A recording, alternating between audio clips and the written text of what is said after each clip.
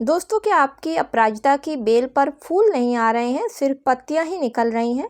तो दोस्तों, आज के वीडियो में मैं आपके साथ में बरसात में अपराजिता की बेल से ज़्यादा फूल और जल्दी फूल लेने के लिए अगर इस चीज़ का आप इस्तेमाल करते हैं तो आपकी बेल पर 100% कलियां बननी शुरू हो जाएंगी।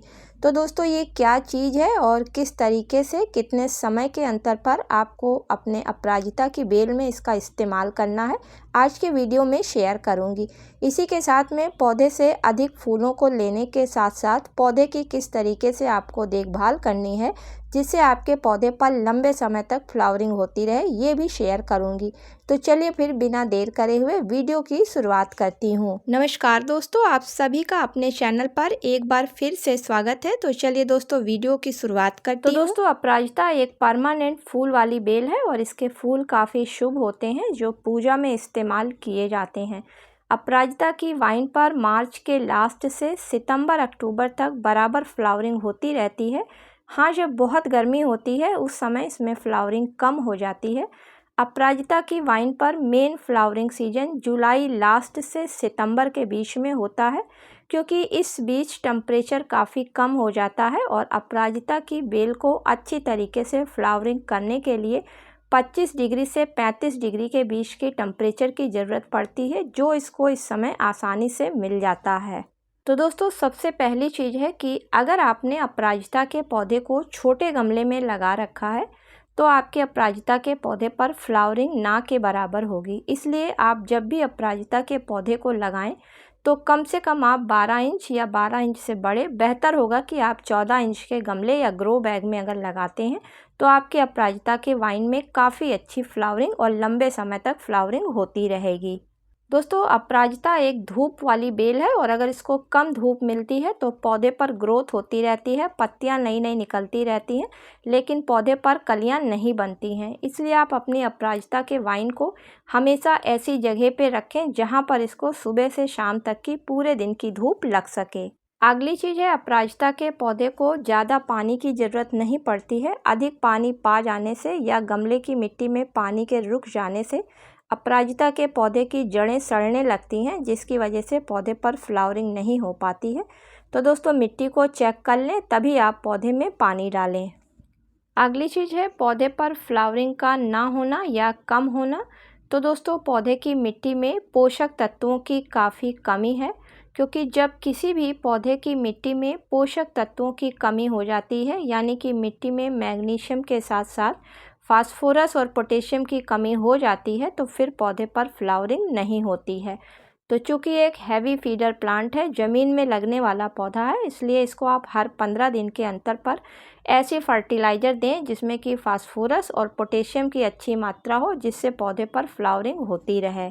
लास्ट में दोस्तों, अगर आप लंबे समय तक अपने अपराजिता के पौधे को स्वस्थ और अधिक फूल लेना चाहते हैं तो जैसे ही आपके पौधे पर कोई फूल जाता है, आप क्या करें, तुरंत उसको वहाँ से कट करके हटा दें, क्योंकि अगर आप नहीं कट करेंगे तो फूल खिलने के तुरंत बाद में अपराजिता पर फली बननी स्टार्ट हो जाती है और जैसे ही फली बनना स्टार्ट होती है तो पौधा अपनी सारी एनर्जी उस फली पर लगा देता है, जिससे पौधे में फ्लावरिंग रुक जाती है।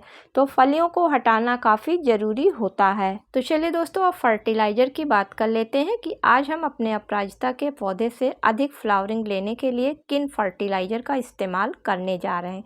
तो सबसे पहले आप अपने गमले की मिट्टी को चेक करें। अगर आपके गमले की मिट्टी सूखी हुई है तो आप अपने पौधे की हल्की हल्की सी मिट्टी की गुड़ाई कर दें, जिससे मिट्टी लूज हो जाए और मिट्टी के एयर पॉकेट खुल जाएं और जब आप पौधे को खाद डालें तो पौधे का सीधा उसको असर मिल सके। साथ ही साथ जैसे ही मिट्टी लूज होगी तो पौधा एक्टिव हो जाएगा, क्योंकि पौधे की जड़ों को ऑक्सीजन आसानी से मिलने लगेगी। तो दोस्तों, पहली फर्टिलाइज़र के रूप में आपको एक छोटा चाय का चम्मच, अगर आपका पौधा 12 या 14 इंच के गमले में लगा हुआ है तो ह्यूमिक एसिड को लेना होगा, जो कि पौधे पर तब इस्तेमाल किया जाता है जब पौधे की जड़ें मिट्टी से पोषक तत्वों को पूरी तरीके से नहीं ले पाती हैं, जिसकी वजह से उस पर फ्लावरिंग नहीं हो पाती है। क्योंकि ह्यूमिक एसिड में नाइट्रोजन, फास्फोरस, पोटेशियम के साथ साथ calcium, magnesium, sulphur, zinc, iron, manganese और बोरान जैसे पोषक तत्व पाए जाते हैं जो किसी भी पौधे की फ्लावरिंग के लिए काफ़ी ज़रूरी होते हैं। इसी के साथ में दोस्तों जब इसका पौधे की मिट्टी में इस्तेमाल किया जाता है तो ये पौधे के अंदर एंजाइम और हार्मोन्स को बढ़ा देता है, साथ ही साथ मिट्टी को काफ़ी भुरभुरी बना देता है जिसकी वजह से पौधे की जड़ें काफ़ी तेज़ी से ग्रोथ करने लगती हैं और उस पौधे पर फ्लावरिंग स्टार्ट हो जाती है। अब दोस्तों दूसरी फर्टिलाइज़र के रूप में आप एक छोटा चाय का 1/4 चम्मच DAP के दानों को ले लें। DAP फास्फोरस का काफ़ी अच्छा सोर्स होता है और जब किसी पौधे का रूट सिस्टम मजबूत नहीं होता है तो उसमें फास्फोरस का इस्तेमाल करने से पौधे का रूट सिस्टम काफ़ी स्ट्रॉन्ग हो जाता है। तो DAP में लगभग 46% अकेली फास्फोरस पाई जाती है और 18% इसमें दोस्तों नाइट्रोजन होती है, जबकि इसमें पोटेशियम की मात्रा 0 होती है। तीसरी चीज़ आपको लेनी है 1 चम्मच दरदरे प्याज के छिलकों का पाउडर। तो इसमें काफ़ी अधिक मात्रा में विटामिन A, C के साथ साथ phosphorus, potassium, iron, calcium, magnesium के साथ साथ एंटीऑक्सीडेंट पाया जाता है और एंटीऑक्सीडेंट की वजह से पौधों में रेजिस्टेंस पावर काफ़ी बढ़ जाता है, जिसकी वजह से पौधे स्वस्थ रहते हैं और पौधे अपने आप को पूरी तरीके से फ्लावरिंग के लिए तैयार कर पाते हैं।